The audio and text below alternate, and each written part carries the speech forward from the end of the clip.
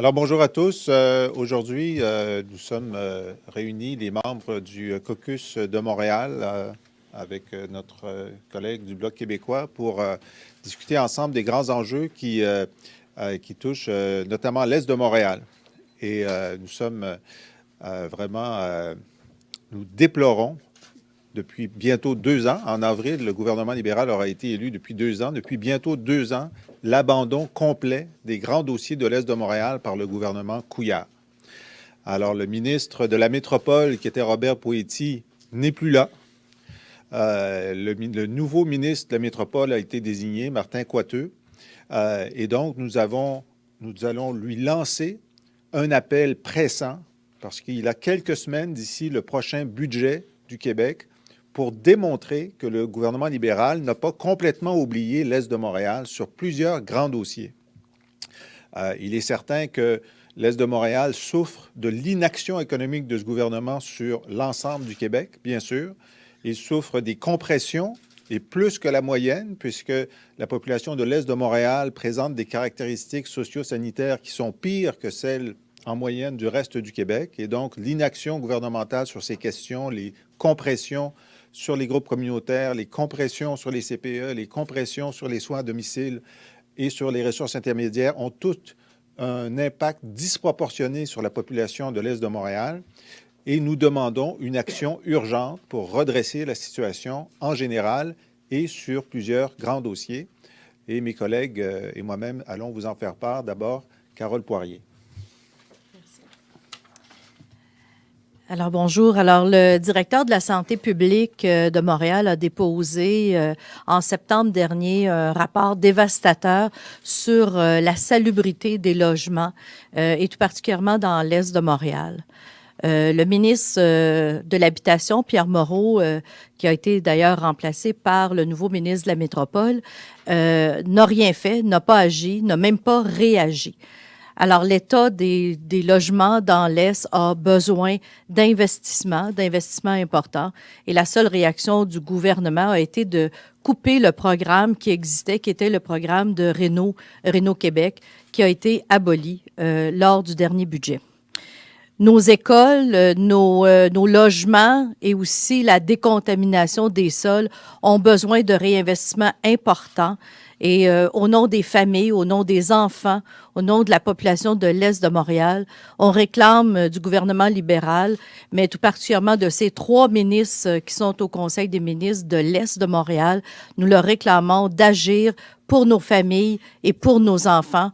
Des logements insalubres, des écoles insalubres où les enfants sont maintenant chassés de leurs propres écoles. C'est inacceptable et on réclame des investissements importants. Nicole et Mario. Alors, le prolongement de la ligne bleue vers Anjou et l'Est de Montréal semble paralysé actuellement. On n'a plus de nouvelles du gouvernement libéral. Est-ce qu'on en a déjà eu? 2016 doit être l'année où le prolongement soit confirmé, les sommes dévolues et que le projet soit inclus dans le plan québécois des infrastructures du prochain budget qui s'en vient. Le gouvernement doit s'engager et nous le confirmer. Les gens de l'Est de Montréal veulent être desservis, on semble les oublier. 3 ministres sont sur notre territoire, il faut que ça paraisse, il faut que ça bouge pour l'Est de Montréal. Le prolongement de la ligne bleue doit se réaliser et on doit avoir un signal clair du gouvernement. Oui, je prends la parole juste pour vous signifier le fait que nous déplorons le fait que le gouvernement se traîne les pieds dans le dossier du remplacement du toit du stade olympique. La deuxième phase de l'étude de ce remplacement a été déposée le 3 novembre dernier à l'ancienne ministre du Tourisme. Et nous espérons ardemment que la nouvelle personne nommée, c'est qui encore? Ministre du Tourisme, Madame Boulet.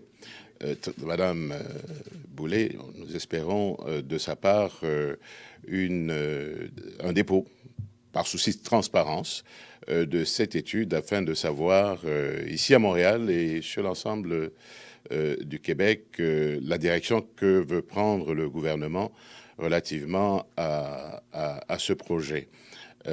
C'est un projet important au plan infrastructure. On en a besoin à Montréal et le Québec entier en a également besoin. Il fait partie des accessoires qui contribuent au dynamisme économique et touristique de l'Est de Montréal. Merci. Alors, quatrième dossier, vous voyez ces dossiers stratégiques, la salubrité des écoles et des logements dans l'Est de Montréal. Ensuite, dossier stratégique, la ligne bleue sur l'Est de Montréal. Dossier stratégique, le toit du stade. Le premier ministre, lorsqu'il était candidat, avait dit qu'il s'en occuperait dans les semaines qui suivraient son élection et il s'était prononcé en faveur d'un toit. Alors, ça fait près de 2 ans, on n'a toujours aucun signal. Et l'autre dossier stratégique où les libéraux s'étaient engagés à agir rapidement, c'est la modernisation de l'hôpital Maisonneuve-Rosemont. Alors, vendredi dernier, j'étais présent à l'inauguration de la nouvelle urgence. C'est très bien. Nous avions prévu ces travaux lorsque nous étions au gouvernement. Mais pour cet hôpital qui dessert 670 000 citoyens de l'Est de Montréal, cet hôpital qui a été construit dans les années 50, tout le monde sait qu'il est inadéquat, qu'il y a un projet de rénovation sur 10 ans qui a été proposé depuis plusieurs années. On était content l'an dernier de voir qu'au PQI, c'est-à-dire au programme d'infrastructure, les dossiers de Sacré-Cœur, les dossiers de Verdun sont présents, très bien. Mais pourquoi est-ce que Maisonneuve-Rosemont est constamment oublié, y compris par un médecin, un docteur, un ministre, M. Barrette, qui a œuvré à Maisonneuve-Rosemont? Alors, on s'attend à ce que cette année, le dossier immobilier de rénovation de Maisonneuve-Rosemont soit présent au PQI. C'est une promesse des libéraux, comme le stade olympique. Alors, nous avons devant nous un nouveau ministre de la Métropole, un nouveau président du Conseil du Trésor. Le ministre de la Métropole est aussi ministre de l'Habitation. Alors, nous attendons beaucoup d'eux. Et 2016, c'est l'année de vérité. Les libéraux vont nous dire au prochain budget si leur abandon de l'Est de Montréal, il est permanent, ou s'ils vont se rendre compte qu'il y a, dans l'Est de Montréal, près de 700 000 citoyens qui, pour l'instant, ont été les déshérités du gouvernement Couillard. Les déshérités du gouvernement Couillard. Et maintenant, c'est le temps qu'ils démontrent qu'ils ont non seulement de la compassion, mais un esprit de justice pour faire en sorte que cette population soit servie à la hauteur de ses besoins. Voilà, merci. On passera à faire des questions. Si vous voulez vous nommer, les médias que vous représentez. En français d'abord et ensuite en anglais. S'il y a des questions. Guillaume Beaucoutu, parmi ces 4 sujets-là, c'était vraiment la priorité pour vous et quoi? Ben, moi, je dirais ils sont tous très urgents, mais la question de la santé publique dans l'Est de Montréal, c'est la première. Vraiment, il y a une urgence absolue de commencer tout de suite des réinvestissements à la fois dans les écoles, à la fois dans le logement et dans les dossiers de santé publique en général, parce que c'est celui où les conséquences sont les plus graves sur la santé de nos jeunes, sur leur capacité à étudier, et sur la santé de la population. Alors, il est clair que là, on attend un réinvestissement important, mais sur les autres dossiers, il y a des promesses électorales libérales qui, pour l'instant, ne sont pas tenues. Il y a des dossiers dont on voit qu'ils avancent ailleurs et on les félicite d'avancer ailleurs lorsque c'est le cas, mais on sent un désintérêt presque structurel du gouvernement Couillard envers l'Est de Montréal et il faut que ça cesse. Est-ce que ce désintérêt dont vous parlez tenait à une personne, Robert Poetti, ou à l'ensemble du gouvernement? Et dans ce contexte-là, est-ce que l'arrivée de M. Poitou peut changer quelque chose? On n'a aucune idée de la raison pour laquelle il y a ce désintérêt, puisqu'il y a plusieurs ministres de l'Est de Montréal, David Hurtel, Lise Thériault, maintenant Mme DeSantis, ils ont des députés, Marc Tanguay. Alors, il n'y a pas de raison que le caucus libéral de l'Est de Montréal soit aussi impuissant. Pourquoi était-il impuissant? Alors, M. Moreau n'était pas de l'île de Montréal. M. Poetti s'intéressait à l'île, mais il a été très actif en transport, mais très absent sur la question de la métropole. M. Coiteux est un député de l'ouest de l'île. On ne sait pas. On ne sait pas ce qui va se passer, mais ce qu'on sait, c'est que ça ne peut pas durer comme ça. Est-ce que vous faites un lien avec le fait que le Parti québécois, lui, est assez présent dans l'Est de Montréal? Donc, ce serait la raison pour laquelle vous vous désintéresserez au gouvernement? Les libéraux sont aussi présents. Alors, de toute façon, ce n'est pas une raison pour déshériter la moitié de la métropole. La représentation du Parti québécois, elle est forte. Il y a des députés de Québec solidaire aussi, mais il y a des députés libéraux qui doivent faire leur travail. Et pour l'instant, ils n'ont pas livré la marchandise. La vice-première ministre est dans l'Est de Montréal. Elle n'a rien livré pour Montréal. Est-ce que ce serait le fait que les libéraux prennent les Montréalais pour acquis parce qu'il y a beaucoup de communautés culturelles et d'anglophones, donc on sait qu'ils vont voter pour nous? Est-ce que ce serait ça la raison? Quelle que soit la raison, les citoyens de l'Est de Montréal ont des besoins et ils doivent être satisfaits par quelque gouvernement que ce soit. Et en ce moment, on lance le défi au nouveau ministre de la Métropole d'être à la hauteur des besoins des citoyens qu'il représente.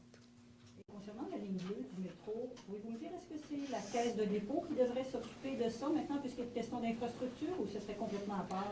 Ça avait été un scénario qui avait été évoqué par le maire, mais la difficulté, et puis nous, on ne prend pas de position là-dessus. Là. On pense que la ligne bleue était prévue à l'intérieur des structures actuelles et elle doit continuer dans ce sens-là.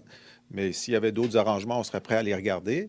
Mais la Caisse de dépôt n'investit que dans des projets nouveaux. Alors, ce n'est pas un projet nouveau, ce n'est pas une infrastructure nouvelle, c'est le prolongement d'une infrastructure existante. C'est pourquoi la Caisse n'a jamais été invitée à s'investir dans ce projet. Aussi, concernant les infrastructures, récemment, on disait que le gouvernement fédéral serait pratiquement prêt à intervenir, mais que c'est le Québec qui tardait un peu à dire oui. Et on avait évoqué un scénario que le fédéral s'entende directement avec les municipalités.